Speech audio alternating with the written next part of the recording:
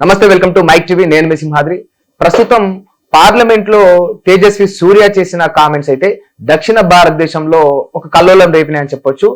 ఇది తెలంగాణ ప్రాంతాన్ని, తెలంగాణ అస్తిత్వాన్ని తక్కువ చేసే విధంగా మాట్లాడాడు. ఖచ్చితంగా దీనిపైన స్పందించడానికి మనతోటి కాంగ్రెస్ సీనియర్ నాయకురాలు, ఆర్యవైశ్య కార్పొరేషన్ చైర్మన్ కల్వ సుజాత గారు ఉన్నారు. మేడం వెల్కమ్ చేద్దాం. మేడం నమస్తే. బాగున్నారా మేడం? వాస్తవానికి మీరు అంటున్నారు, అందరు అంటున్నారు, ఖచ్చితంగా వాళ్ళు అయితే కాదు మేడం, మీరు అంటున్నారు, అందరు అంటున్నారు, ఇది వాళ్ళ అస్తిత్వాన్ని, మన అస్తిత్వాన్ని తక్కువ చేసే విధంగా మాట్లాడండి. బట్ నేను ఒక బీజేపీ లీడర్ తో మాట్లాడితే అతను ఇచ్చుకున్న ఎక్స్ప్లెనేషన్ ఏంటంటే, కాంగ్రెస్ పార్టీ నమ్మించి ఆత్మబలిదానాలు అవుతున్నా కూడా చూస్తూ పోస్ట్ పోన్ చేస్తూ వచ్చి తెలంగాణకు అన్యాయం చేసింది అనే విధంగా అతను మాట్లాడాడు. ఇంటెన్షన్ ని అర్థం చేసుకోకుండా ఆ దరిద్రుడికి ఎట్లా తెలిసింది ఇది అని వాడు మాట్లాడిన మాటలేంటి? విభజన అన్నాడు. పాకిస్తాన్ తోని విభజనని పోల్చిండు.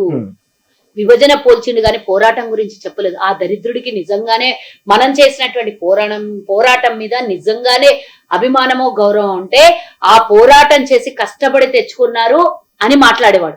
కానీ దాన్ని విభజనని పాకిస్తాన్ తో పోల్చిండు. విభజన చట్టం, నాట్ పోరాటం.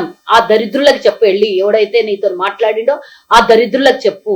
ఆత్మ బలిదానం చేసుకున్నారు.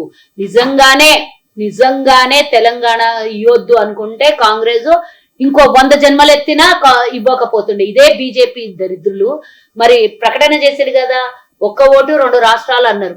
ఈ 15 ఏళ్లు గడిచినా ఎందుకు ఇయ్యలేదు? మేము ఇవ్వాలనుకున్నాం, ఇచ్చి తీరాలి అనుకున్నాం, ఇచ్చిన మాట మీద కట్టుబడినాం కాబట్టి ఇచ్చినాం. 2 రాష్ట్రాలలో అధికారం కోల్పోయినాం, కేంద్రంలో అధికారం కోల్పోయినాం. మాది త్యాగం, తెలంగాణ ప్రజలది త్యాగం. ఇక్కడ బీజేపీది ఏం త్యాగం? బీజేపీ ఏం కష్టపడ్డది? సుష్మా స్వరాజ్ ఒక ఆమె సపోర్ట్ చేసింది. మరి మీకు తెలియకుండానే బిల్లు పాస్ అయిందా? మీరు కూడా ప్రతిపక్షంలో ఉన్నారు కదా. మరి ఆ రోజు లేని ఆబ్జెక్షన్ ఈ రోజు మీ ప్రధానమంత్రి మాట్లాడిన తర్వాత వరుస పెట్టి దరిద్రులందరూ తెలంగాణ ఉనికిని, ఆత్మగౌరవం, వాస్తవానికి నిజంగా అంటే బిల్లు పాస్ చేసేటప్పుడు బీజేపీ వాళ్ళు లేరా? ఉన్నారు కదా. ఇంకా బీఆర్ఎస్ వాళ్ళే లేరు. ఆ రోజు కేసీఆర్ సభల్నే లేడు. విజయశాంతి ఒకతే ఉన్నది. ఒక్కళ్ళతోని తెలంగాణ రాలేదు. వాళ్ళు మేము తెచ్చినాం అని బీఆర్ఎస్ వాళ్ళు ఎంత చెప్పినా బిల్లు పాస్ అయ్యే రోజు కేసీఆర్ సభల్నే లేడు. విజయశాంతి ఒక్క ఆమెతో రాకపోతుంటే కదా తెలంగాణ. కాంగ్రెస్ పార్టీ పూర్తి మెజార్టీతో ఒప్పుకున్నటువంటి బిల్లు, అందులో ప్రతిపక్షంగా బీజేపీ కూడా ఉంది. ఆ బిల్లు పాస్ అయినప్పుడు ఆ రోజు లేనటువంటి ఆబ్జెక్షన్ ఈ రోజు దాన్ని విభజనని వ్యతిరేకించడమే కాకుండా అవమానిస్తున్నారు కదా. ఈ అవమానానికి మీరు ఇక్కడ ఉన్నోళ్ళు ఒప్పుకుంటున్నారు అని అర్థమవుతుంది నాకు. మీకు ఇండైరెక్ట్లీ మీకు ఏం చెప్తున్నారు? వాడు అన్నమాట కరెక్ట్ అంటున్నారు. దాన్ని ఎట్లా సమర్థిస్తావు? ఆర్టికల్ 3 అంబేద్కర్ రాసిన రాజ్యాంగం ప్రకారము ఆర్టికల్ 3 ద్వారా తెలంగాణ, ఆ చట్టం ప్రకారం తెలంగాణ విభజన జరిగింది. ఈ విభజనను అవమానిస్తే రాజ్యాంగాన్ని అవమానించినట్టు, అంబేద్కర్ అవమానించినట్టు. ఆ రోజు తెలంగాణ బిల్లు కోసం సుష్మా స్వరాజ్ కూడా పోరాటం చేసిండ్రు, కొట్లాడినరు, పార్లమెంట్ లో గళం విప్పిండ్రు. ఆమెకు ఆ రోజు తెలంగాణ ప్రజలు గౌరవంగా చిన్నమ్మ అని పిలిచిండ్రు. అంటే ఈ రోజు సుష్మా స్వరాజ్ ని, అంబేద్కర్ ని, రాజ్యాంగాన్ని ముగ్గురిని అవమానిస్తున్నట్ట మీరు? కాంగ్రెస్ ని వదిలేయండి. వీళ్ళకి ఎందుకు ఉంటది అంటది మేడం? అంటే నిజంగా తెలంగాణ అడిగే ఆ దరిద్రులను అడగ కదా, అడగండి. ఆ దరిద్రులకు 24 గంటలు మా మీద ఎందుకు కుళ్ళు మీకు అని. ఓట్లు కావాలి రాజకీయ పరంగా పార్టీలకు అధికారంలోకి రానియలేకపోతే దీని వల్ల ఇక్కడ తెలంగాణ ప్రజల దృష్టిలో వాళ్ళు చెడుగా అయిపోతారు, వాళ్ళు బ్యాడ్ అయిపోతారు, వాళ్ళకి నష్టమే కదా మేడం. దాన్ని సమర్థించుకుంటారు. వాడేవాడు అంటే వీళ్ళు సమర్థించుకుంటారు. సమర్థించుకోవడం వల్ల వీళ్ళకి కూడా నష్టమే అనేది తెలిసి సస్తలేదు. వాళ్ళు ఏమనుకుంటారు అంటే ఏం చేసినా కూడా తెలంగాణలో మేము అధికారంలోకి రాలేకపోతున్నాం, అది వాళ్ళ బాధ. కాబట్టి ఆ కక్ష అంతా ప్రజల మీద చూపిస్తున్నారు, తెలంగాణ ఆత్మగౌరవం మీద చూపిస్తున్నారు.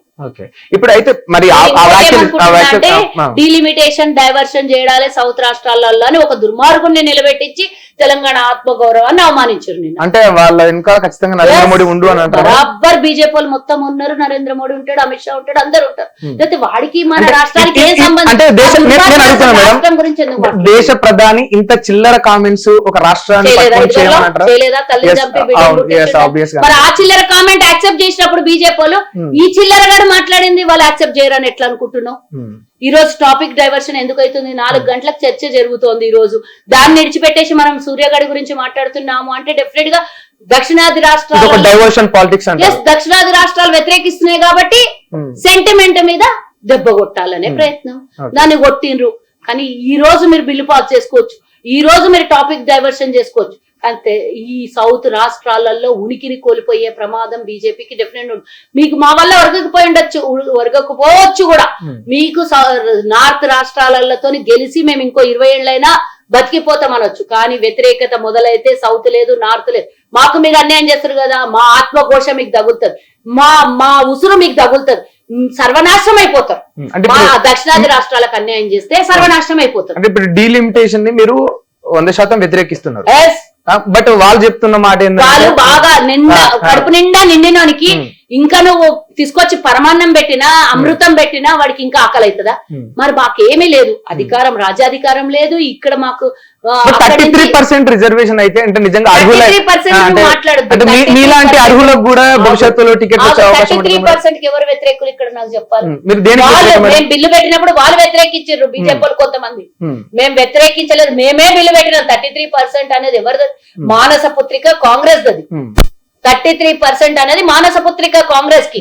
మేం బిల్లు 2010లో పెట్టినాము, మేము లోక్సభలోకి తీసుకెళ్లింది మేము, దాన్ని రాజ్యసభలో రానియకుండా చేసింది అందరు దుష్ట శక్తులన్నీ. 3-4 సార్లు జరిగింది ఆ బిల్లు ప్రవేశపెట్టడం. మరి 2014 నుంచి 2026 వరకు అధికారంలో ఉన్నోళ్ళు 2023లో బిల్లు పాస్ అయినప్పుడే ఇది పెట్టేస్తే బిల్లు 24లో జరిగిన ఎన్నికలకు మాకు న్యాయం జరుగుతుండే కదా మా మహిళలకు. ఎందుకు ఆ రోజు మీరు బిల్లు పాస్ చేయలేదు అంటే ఆ రోజు చెప్పండి. ఇప్పుడు గబుక్కుని ఇదెందుకు తీసుకొని వచ్చారు? ఉట్టిన 50% పెంచాలనేది ఎందుకు తీసుకొని వచ్చారు? ఏ ప్రకారంగా 50% పెంచాలనేది కనీసం అవగాహన లేదా? ప్రతిపక్ష సమావేశం పెట్టరా మీరు? ప్రతిపక్షాలతో మాట్లాడరా? మీ ఇష్టమా? మీకు మెజార్టీ ఉందని పార్లమెంట్ లో పెట్టి బిల్లులు పాస్ చేసుకునేరా? ఇది భవిష్యత్తుని జీవితాలని కొన్ని జనరేషన్లకు జరిగేటటువంటి అన్యాయాన్ని మీరు ఒక్కోళ్ళు ఎట్లా నిర్ణయం తీసుకుంటారు? మీరు ఒక్కరు ఎట్లా నిర్ణయం తీసుకుంటారు? ఇంకో 50 ఏళ్ల వరకు ఈ చట్టం ఇట్లనే ఉంటది. అప్పుడు రాజోడో దొంగోడో దొరేవడో మా 3 జనరేషన్లు అయిపోతే అప్పటి వరకు మా సౌత్ రాష్ట్రాల నుంచి రేపు పొద్దున రాజ్యాధికారం పొందడానికి అవకాశం లేదా? మీదే మెజార్టీ ఉంటుంది, మీరే కొట్టుకొని పోతారు అన్ని పదవులు గాని డబ్బులు గాని నిధులు, అన్ని నిధులు. మా ఇప్పటికీ అన్యాయం జరుగుతుంది. రాబోయే కాలంలో ఇంకా పెరిగిపోయి ఇంకా మీరు జనాభా లెక్కల ప్రకారం తీస్తే మేము ఆ రోజు కుటుంబ నియంత్రణ పాటిస్తే మా జనాభా తక్కువ, ఇక్కడ మీ జనాభా ఎక్కువ. మరి మీ జనాభా ప్రకారం సీట్లు ఇచ్చుకుంటే మా జనాభా అన్యాయమే కదా.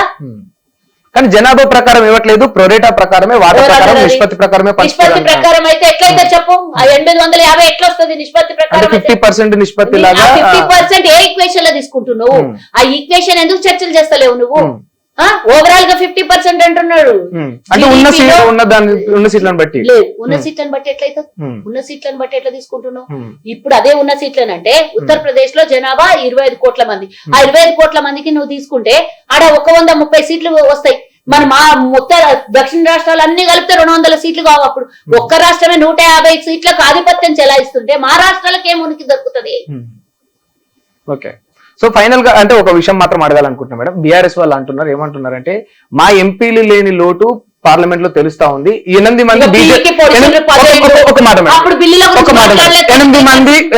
బీజేపీ ఎంపీలే కాదు, 8 మంది అక్కడ కాంగ్రెస్ ఎంపీలు కూడా ఉన్నారు. తెలంగాణ సమాజం గమనించాలని వాళ్ళు అంటున్నారు. దీని మీద మీ అభిప్రాయం? మా ముఖ్యమంత్రి గారు పూర్తిగా సౌత్ రాష్ట్రాలను కలపడానికి పూర్తి స్థాయిలో ప్రయత్నం చేస్తున్నారు. మీలాగా ముంగలొకటి వెనకొకటి బుడమకాయ దొంగ ఎవరు అంటే భుజాలు దడుముకున్నట్టు వెనకాల మోదీ అమిత్ షా కాలు మొక్కి ముంగలు వచ్చి మాట్లాడే రకం మాది కాదు. ఏమున్నా స్ట్రేట్ ఫార్వర్డ్ ఉంటాం.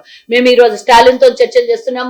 కర్ణాటక ముఖ్యమంత్రులు అందరు కలిసి ఈ రోజు ఒక నిర్ణయం కోసం ఎంత మేము చేసినా ఆ దుర్మార్గులు చేయాలనుకుంటే మనం చేసేది. కానీ పోరాటం ఎందుకు ఆపాలి?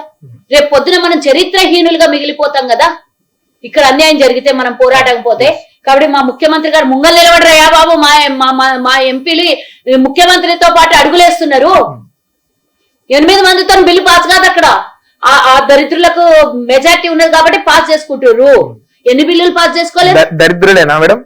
మరి బరాబర్ మాకు అన్యాయం చేసినాడు ఎవడైతే ఏంది, ఇక్కడ ఉన్న నోటు మీద పక్కపోతే మాకు లాభం ఏంది వాళ్ళతోని?